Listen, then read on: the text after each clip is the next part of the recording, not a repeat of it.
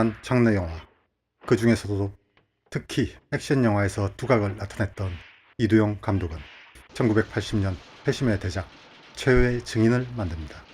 하지만 누군가의 모함으로 인해 최후의 증인은 빨갱이 영화로 낙인 찍혀 버립니다. 이 때문에 이두영 감독이 심혈을 기울여 찍은 2시간 38분짜리 대작 최후의 증인은 검열로 인해 무려 58분이 삭제된 반쪽짜리 영화가 되어버립니다. 지칠 대로 지친 이두영 감독은 잠시 쉬어간다는 의미에서 이전에 자신이 관심을 두고 만들며 스스로 토속물이라 표현하던 영화의 세계로 돌아갑니다. 바로 피막입니다. 피막은 샤머니즘을 전면에 내세운 영화입니다.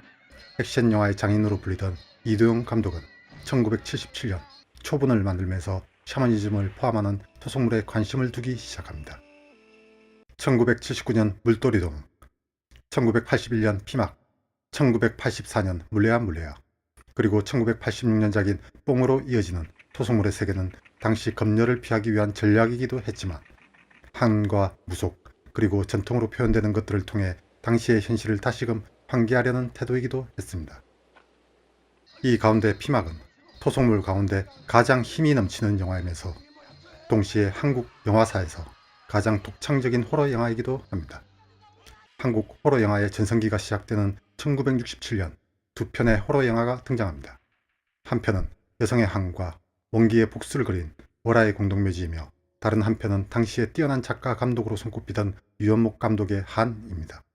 이 두 편의 영화는 각기 다른 경향을 만들어냅니다. 1960년 원기 월매란 타이틀로 영화 제작을 시도했었던 월화의 공동묘지는 1960년대까지 한국 영화를 지배한 신파와 한 맺힌 여성 원기의 복수라는 틀을 완성하면서 이후 영화들에 큰 영향을 미치게 됩니다.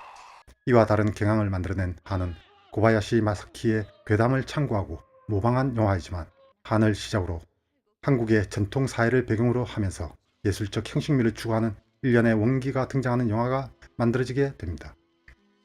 한의 속편인 속한, 그리고 궁중사극의 대가 신상옥 감독이 만든 천년호, 천재 감독으로 손꼽혔던 박일종 감독이 만든 수절, 그리고 많은 부분 엑소시스트를 모방해 만든 너 또한 별이 되어 같은 영화가 이러한 경향에 속하는 영화입니다. 그리고 피막은 호러 장르를 의식하고 만든 영화는 아니지만 분명 원기를 다루는 예술적 토속극에 속하는 영화입니다. 그러나 피막이 이들 경향에 속한다고 해서 이들과 같은 영화는 아닙니다. 게다가 앞서 소개한 영화들은 표절 혐의가 있거나 이미 알려진 고전 설화를 영화한 작품이기도 합니다. 피막은 1981년에 바라본 한국 사회의 특수성과 함께 특히 한으로 지칭되는 한국 사회의 특정한 콤플렉스를 샤머니즘 세계 속의 놀라운 역동성으로 녹여낸 작품입니다. 게다가 우리 사회에 뿌리박혀 있는 비극의 근원이 어디에서 유래하고 있는지를 탐구한 작품이기도 합니다. 영화의 오프닝은 마치 신당처럼 꾸며졌으나 이제는 다 쓰러진 폐가로부터 시작합니다. 영화의 제목이 화면에 떠오른 다음 영화에 참여한 이들의 이름이 화면 가득 박히는 가운데 화면은 무심하게 혹은 담담하게 다 쓰러진 폐가의 내부를 조각조각 담아냅니다. 바로 이 공간이 피막이죠. 영화 속에서 피막이 자리 잡고 있는 강은 예로부터 생과 사를 가르는 경계선의 상징이지요. 이 상징적 공간을 배경으로 서 있는 피막은 급작스러운 죽음에 이른 자들이 삼도천을 넘기 전에 머무르는 공간으로 소개됩니다. 죽음의 때에 머무는 장소는 산자가 점유하는 곳도 아니며 죽은 자가 머무르는 공간도 아닙니다. 이곳은 산자의 시선에도 죽은 자의 관심도 외면받는 곳입니다. 피막의 도입부는 매우 강렬합니다. 영화의 시작과 함께 전국 8도의 무당들이 한 집으로 모여들기 시작합니다. 일본 영화 혼다에서도 이러한 이미지를 제시하긴 했지만 피막의 이미지는 그보다 훨씬 더 강렬합니다. 그리고 이들을 막으려는 초라한 노파가 등장합니다. 복장과 대를 잡은 모습에서 마을 대대로 내려온 세습무임을 알 수 있습니다. 근대 사회에서 세습무는 신내림을 받는 강신무와 달리 사회의 가장 낮은 위치를 차지하는 존재였습니다. 피막의 피막지기처럼 천대받는 존재입니다. 이제 8도의 무당이 강진사 집에서 구판을 벌입니다. 강진사의 아들이 귀신에 씌여 알아누웠기 때문입니다. 그런데 구판 도중 나타난 뱀 때문에 구판은 아수라장이 되어 버립니다. 고작 뱀 때문에? 라고 생각할 수도 있습니다. 귀신과 괴물, 조선 유교 사회의 그림자에 따르면 뱀은 길흉, 화복, 모든 쪽을 다 나타낼 수도 있습니다. 게다가 여성형이냐 남성형이냐에 따라 응어려진 원한을 상징할 수도 있고 죽음조차 막지 못하는 반복 강박적 충동을 나타낼 수도 있습니다. 그러니 뱀이 떨어지자 남성 무당인 박수가 보인 반응은 당황스러움과 공포라고 할 수 있습니다. 이때 나타난 한 무당이 뱀을 들어 밖으로 보내버립니다. 미스테리한 무당 옥화의 등장입니다. 굿이 시작되기 전 마을 무당인 노파는 팔도 무당을 보며 그들이 어디서 온 무당인지 맞히는 장면이 있습니다. 그때 노파는 옥화를 보며 저건 또 뭐야? 라고 말합니다. 옥화는 무당이 아니었던 것이며 동시에 노파는 개별 무당이 어떤 존재인지 알아내는 능력이 있는 진짜 무당임을 보여주는 것입니다. 이제 강진사의 신뢰를 얻은 옥화는 다른 무당을 모두 보내버립니다. 그런 다음 옥화는 정화수를 놓고 기도하는 가운데 슬며시 떨리는 대를 움켜쥐고는 강진사 아들의 몸에 씌인 원혼을 추적해 나갑니다. 한국 영화 사상 가장 인상적인 추적 장면 가운데 하나로 손꼽힐 이 시퀀스에 이어 옥화는 원혼이 묻힌 호리병을 파냅니다. 이제 호리병 속에 담긴 원혼이 무엇인지 문제가 됩니다. 심지어는 호리병을 가져오던 김서방이 급사를 맞아 죽어버리기까지 합니다. 이제 강진사는 문중의 어른들을 불러 허락을 얻고 호리병 속 원혼인 삼돌이에 관한 이야기를 옥화에게 들려주려 합니다. 여기서 강진사 문중 인물들이 등장해서 옥화와 대면하는 장면들은 아주 인상적입니다. 강진사 가문의 인물들이 등장하는 장면입니다. 여기서 관객은 유교적 전통 속에서 여전히 양반의 권위를 과시하는 인물과 동시에 유교적 전통에서 벗어나 서양식 복장을 한 근대적인 인물을 동시에 볼 수 있습니다. 방에 모인 강진사 가문의 인물들이 옥화를 맞이하는 장면입니다. 노령에 이른 양반들의 시선이 모두 놀란 표정으로 옥화의 얼굴로 향했다가 마치 정신을 차린 듯 헛기침을 하며 자세를 고쳐 잡습니다. 게다가 이들 가운데 가장 젊으며 서양식 복장을 한 인물은 탐욕스러운 얼굴로 옥화의 얼굴만이 아니라 몸 전체를 훑어봅니다. 영화의 3분의 2가 지난 시점인 강진사의 회상이 끝난 다음 카메라는 방을 나서는 옥화를 바라보는 인물들의 면면을 잡아냅니다. 이들에게 삼돌이의 비극적인 삶은 전혀 받아들여지지 않습니다. 그저 옥화를 향한 욕망만이 들끓고 있죠. 방에서 나온 옥화를 맞이하는 첫 번째 인물은 강진사 가문의 가장 막내로 보이는 인물입니다. 그는 곧바로 옥화를 겁탈합니다. 그리고 뒤이어서 가장 연장자인 강진사의 숙부가 또다시 옥화를 겁탈합니다. 이때 옥화의 표정이 의미심장합니다. 옥화는 양반 가문의 추악한 심연을 꿰뚫어 본 듯이 강진사의 숙부를 체념하듯 받아들입니다. 이처럼 회상을 하는 화자인 강진사를 제외한 가문의 구성 인물들은 모두가 권력을 휘두를 욕망에 휩싸인 인물들로 그려지고 있습니다. 강진사 가문의 가장 막내는 영화 속에서 가장 근대화된 인물로 그려지는 자로 옥화를 강제로 끌고 가면서 요즘 세상에 귀신이 어딨어? 라고 일갈하죠. 그의 관점에서는 굿 자체가 사기 행위입니다. 게다가 그는 이 마을에서 권력을 쥐고 있는 세력의 일원이니 무당을 겁탈한다는 것에 있어 아무런 거리낌이 없습니다. 두 번째 인물인 강진사의 숙부는 그의 복장으로 알 수 있듯이 그는 유교적 가치를 몸속 깊이 체화하고 있는 인물입니다. 유교적 가치를 체화했다는 것은 귀신을 믿지 않는다는 것입니다. 모든 유교적 인물이 귀신을 믿지 않는 것은 아니나 조선을 지배한 성리학 이론에 따르면 귀신이 존재하는 것 자체가 논리적으로 불가능한 일이죠. 정종실록의 한 부분입니다. 하윤은 말하길 사람은 음양오행의 기운을 받아서 태어나고 죽으면 음양이 흩어져서 혼은 올라가고 백은 내려가는 것이니 다시 무슨 물건이 있어 지옥으로 돌아가겠습니까? 라고 합니다. 성리학적 사유체계 내에서 인간은 음양오행으로 구성되며 죽는 순간 혼과 백으로 나뉠 뿐입니다.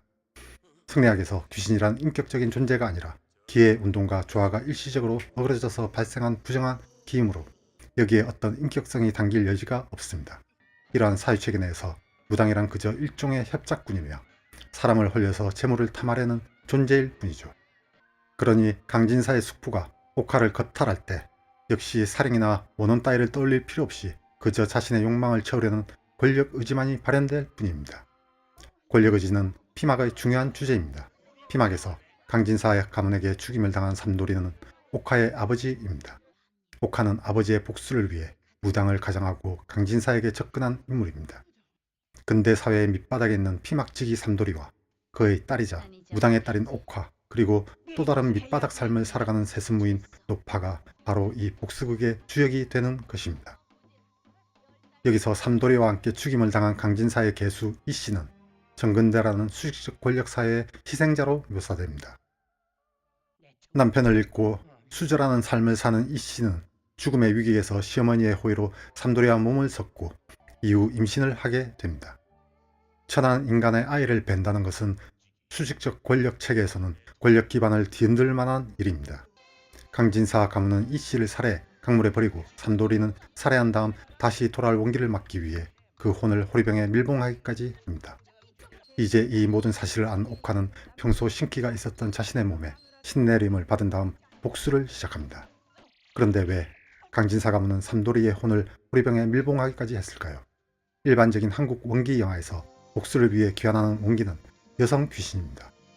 하지만 강진사의 어머니는 귀신을 불러오는 무당과 반대로 귀신을 내쫓는 판수까지 동원해 삼돌이의 혼을 잡아냅니다. 여기서 우리는 한국 사회 컴플렉스의 일단을 볼 수 있습니다. 한국의 샤머니즘과 분석 심리학에서 융에 따르면 컴플렉스란 병적이거나 열등한 것이 아니라 심리적 구성 요소들로서 여러 가지 강한 감정으로 뭉친 심리적 복합체를 말한다고 합니다. 콤플렉스가 문제를 일으키는 것은 그들의 무의식의 심리적 문제가 오랫동안 억압되어 있을 때입니다. 조선 사회의 유교 체제는 그리 강고한 체제가 아닙니다. 유교가 귀신의 존재를 부정하면서도 제사를 유지했던 것은 조선 사회의 유교 시스템이 가족 공동체를 기반으로 유지되기 때문입니다. 조상 숭배가 끝나는 지점이 유교가 끝나는 지점인 것이죠. 그리고 양반 가문의 조상 숭배는 자신들의 권력이 지금까지 이어져 왔음을 강조하는 형식이기도 합니다. 가문의 중요성은 강진사댁 며느리 이씨가 원기로 귀환하지 않을 것을 보장하기도 합니다. 이씨의 시어머니는 이씨 생전에 이씨가 지닌 육체의 한을 풀어주기도 했으며 그녀 또한 가족의 일원이기 때문이지요. 하지만 유교 사회의 심리적 복합체, 즉 콤플렉스를 유지하는 의식을 깨부수고 들어올 수 있는 존재는 그 의식을 유지하기 위해 존재하는 양반적 가치와 고스란히 대립하는 삼돌이라는 천민의 존재입니다. 그러므로 삼돌이는 그 누구의 눈에도 띄지 않게 봉인해야 하는 존재인 것이죠. 이제 영화는 마지막을 향해 달려갑니다. 옥화의 복수가 담긴 오구굿이 벌어집니다. 오구굿은 불행한 죽음에 대한 원한을 풀어주는 데 집중합니다. 영화에 딱 한 번 경상도 사투리가 등장하듯이 오구굿은 경상도식 표현이며 전라도는 식긴굿, 서울 지역은 진옥이 굿으로 죽은 이의 한을 풀어 저승으로 보내는 굿입니다. 영화의 하이라이트에서 옥화와 노파가 배를 가르며 뛰는 장면이 바로 오구굿에서 저승길을 여는 장면입니다. 이제 옥화의 오구굿은 아버지 삼돌이의 원한을 풀고 저승으로 인도하는 것인 동시에 옥화 자신의 분노를 표출하는 복수극으로 진행됩니다. 자신을 겁탈했던 인물들은 물론이고 강진사의 어머니까지 초자연적인 힘에 의해 죽어나갑니다. 이들은 마을의 권력자들입니다. 여기에 그 권력의 바닥에서 옥화의 육체를 탐했던 김서방 역시 이미 살을 맞았거나 아니면 옥화에게 독살당해 죽고 말았습니다. 자신의 힘만 믿고 인간을 천대한 자들의 체온은 옥화의 열정적인 오구국과 함께 강력한 영화적 힘을 드러냅니다. 피막에서 그려내는 이 강렬한 복수 장면은 한국 호러 영화에서 단 한 번도 등장한 적이 없습니다. 영화의 마지막 시퀀스는 이 영화가 제시하고자 하는 것이 단순한 복수극이 아닌 그 너머에 있음을 드러냅니다. 옥화는 피막 내부의 작은 신당을 꾸미고는 그곳에서 죽은 원원들을 불러낸 다음 그들의 한을 직접 들어줌으로써 수십 년 혹은 피막이 존재한 오랜 기간 동안 묶이고 얽혔던 원원들의 한을 풀어줍니다. 모두가 이 피막 때문이요.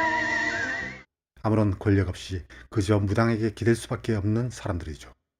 그런 다음 옥화는 마지막 원혼인 아버지 삼돌이를 위해 복수를 감행하려 하지만 마지막 순간에 강진사를 살리기 위해 뛰어오는 강진사의 아들을 보고는 복수를 포기하고 맙니다. 이러한 옥화의 결단은 수직적 권력 사회에 대한 총말과 함께 수평적 권력 사회에 대한 기대를 의미할 것입니다. 피막에는 옥화의 미소가 두 번 등장합니다. 자신을 겁탈하려는 강진사의 숙부를 바라보며 짓는 절망적이며 허망한 미소와 이제 되살아난 강진사의 아들을 바라보며 짓는 체념의 미소가 그것입니다. 그러나 전자가 한을 쌓아 올리는 강한 정동의 미소라면 후자는 이처럼 비극적인 시대를 마감해야 한다는 결단의 미소라고 할 수 있습니다. 하지만 비극적인 시대를 마감하면서 내세운 강진사의 아들은 이후 이어질 또 다른 비극의 예시일 수도 있습니다. 강진사의 아들은 일본 동경에서 유학을 한 현대적인 인물입니다. 그는 가문의 어른들이 죽는 순간을 합리적으로 해설하려는 인물입니다. 그리고 그 합리성은 일본이라는 공간으로부터 가져온 것입니다. 문준영은 법원과 검찰의 탄생을 통해 우리 사회에서 법을 집행하는 기관인 판사와 검사 조직이 일제강점기에 창설된 이래 자신들의 위치와 권력을 확보하는 것 외에 변화한 것이 단 하나도 없음을 밝히고 있습니다. 일본에서 수입된 문물이 한국 사회에서 어떤 식으로 토착화하고 독점 권력이 되는가를 드러내고 있는 것이죠. 옥화는 수식적 권력과 동시에 무속의 힘이자 미신의 힘을 지닌 자신까지도 파괴합니다. 영화 초반 옥화는 무당이 아니면서 자신의 복수를 위해 다른 무당들을 모두 내칩니다. 복수를 위해 이성을 사용한 것이죠. 이제 옥화는 신내림을 받고 진짜 무당이 되어 신의 힘으로 복수를 마무리할 뿐만 아니라 다른 원혼들의 한까지 풀어줍니다. 신의 힘은 산자가 아닌 죽은 자를 위한 것이기 때문이지요. 그런 다음 옥화는 피막과 함께 자신의 몸까지 불태워 버립니다. 옥화가 기대하는 미래는 이해할 수 없는 신적인 힘의 시대가 아닙니다. 이제는 무당의 시대가 아닌 이성의 시대이기 때문입니다. 인류의 역사에서 미신 혹은 샤머니즘 단계 다음에 오는 것은 잘 조직된 종교와 사회입니다. 그리고 사회가 단단하게 조직되면 종교는 정치에서 떨어져 나갑니다. 종교는 라틴어 릴리지오에서 나온 말입니다. 이는 주의 깊은 관찰을 뜻하지요. 주의 깊은 관찰이란 일종의 객관화입니다. 파편화된 정보를 긁어모아 그것을 정리하고 탐색하는 것, 그 후에 정돈된 것을 받아들이고 이를 미래로 밀고 나가는 것은 과거와의 단절을 통해 가능해집니다. 그리고 이러한 단절을 위해서는 역으로 과거의 정보가 필수적이게 됩니다. 이를 통해 생겨난 것에 강한 의미와 믿음을 부여할 때 그것은 종교가 되며 반성의 자료로 삼을 때 그것은 사회적 의식으로 자리 잡습니다. 하지만 과거와 미래 모두를 부정할 때 우리는 퇴행을 거듭하게 됩니다. 여기서 옥화가 짓는 마지막 미소를 다시 한번 떠올려 볼 필요가 있습니다. 이 씁쓸한 미소는 옥화가 기대할 미래를 차지할 것이 독점적 권력의 욕망임을 드러내는 것일 수도 있습니다. 이도영 감독 자신이 독점적 권력인 독재 정권에 의한 검열의 희생자니까 말이죠. 게다가 옥화를 통해 무속의 힘을 본 이들은 자신이 독점한 권력을 유지하기 위한 수단으로 인간의 심리를 뒤흔드는 무속을 이용하려 할지도 모르니까요. 무속, 그 가운데서도 괴물이 된 사이비 종교인은 권력 집단의 사익을 위해 과거와 미래를 조작하려는 성질을 지니고 있기 때문입니다. 우리 사회는 이미 영세교육 교주 최태민을 시작으로 지금까지 이어지는 사이비 종교의 계보를 알고 있으니까 말이죠. 그러니 피막에서 옥화가 두 번째로 보여준 서글픈 미소는 어쩌면 미래에 대한 기대가 아니라 미래에 대한 불안일지도 모릅니다. 옥화가 선택한 것은 옥화의 아버지로 상징되는 힘없는 자들이 억울하게 당하고야만 하는 비극적 구조를 파괴하는 결단입니다. 하지만 이 결단이 미래를 보장하지는 않기 때문입니다. 미래는 옥화의 결단을 보고 이러한 비극을 만든 사회를 주의 깊게 관찰하고 결단을 내릴 우리의 몫이겠죠. 그리고 옥화의 행위를 통해 알 수 있는 것은 우리가 살아가는 사회가 어느 한 집단이 다른 집단을 억압하고 착취하는 사회가 아닌 권력을 가진 소수의 자들에게 성별에 상관없이 우리 모두가 폭력적으로 착취당하는 사회임을 드러냅니다. 피막은 잠시 저물어가던 한국 호러가 다시 폭발적으로 등장하던 시기인 1981년에 개봉한 영화입니다. 1979년과 1980년에 한두 편만 개봉했던 한국 호러 영화는 1981년에 무려 10편이 개봉하게 됩니다. 하지만 이러한 영광은 오래가지 못합니다. 한국 호러는 여곡성이 개봉한 1986년 이후 거의 자취를 감추게 됩니다. 그리고 그 자리를 차지한 것은 1982년에 처음 등장한 에마 부인과 같은 에로 영화들입니다. 이제 한국 호러 영화의 진정한 부활을 기다리기 위해서는 1998년에 여고 개당까지 기다려야 합니다. 20세기 한국 호러 장르는 그리 다양한 주제를 다루지는 않았습니다. 대부분의 영화가 신파라 불렸던 가정비극 속 원기를 다루고 있으며 한국 사회의 심층 심리라 일컬어지는 한을 다루고 있습니다. 그러나 한국 원기 영화가 1960년 4.19 혁명을 기점으로 전혀 다른 형태로 변했다는 건 곰곰이 생각해봐야 하는 부분입니다. 1960년 이전 원기가 등장하는 영화들은 모두 못다푼 한을 풀어달라며 권력자를 찾는 한 맺힌 귀신 이야기입니다. 하지만 1960년 이후 만들어지는 영화는 권력자 따위가 아니라 자신이 직접 원기가 되어 복수를 집행하는 영화로 변하게 됩니다. 나의 복수는 죽어서라도 내가 직접 한다는 것. 이는 한국 사회의 가장 근본적인 변화를 표현하고 있습니다. 한국인이 가장 중시하는 주제에는 한이라는 이름의 심층 심리, 즉 한국 사회의 주요 콤플렉스가 자리하고 있습니다. 한국 사회의 무속을 통해 드러나는 한국인의 심리는 바로 평등입니다. 한국 무속에서 죽은 자는 선과 악의 구별이 없으며 귀천의 차별 또한 없습니다. 죽은 후에나마 평등하다는 평등주의야말로 한국의 한을 설명할 한 단초이기도 합니다. 우리는 전혀 평등하게 살아오지 못했기 때문이고 권력자의 차별과 억압이 바로 한의 토대가 되기 때문입니다. 그렇기 때문에 한국 호러 장르에서 그려내는 수많은 한은 바로 권력을 쥔 자들의 폭력적 행위에 대한 저항이라고 할 수 있습니다. 그리고 그러한 권력의 폭력을 당연시하며 추앙하는 한국 사회의 또 다른 콤플렉스인 자발적 노예화에 대한 비판이기도 할 것입니다. 잡학사전은 세상의 모든 호러 영화를 다루고자 하는 호러 영화사와 함께 합니다. 오늘 잡학사전은 여기까지입니다.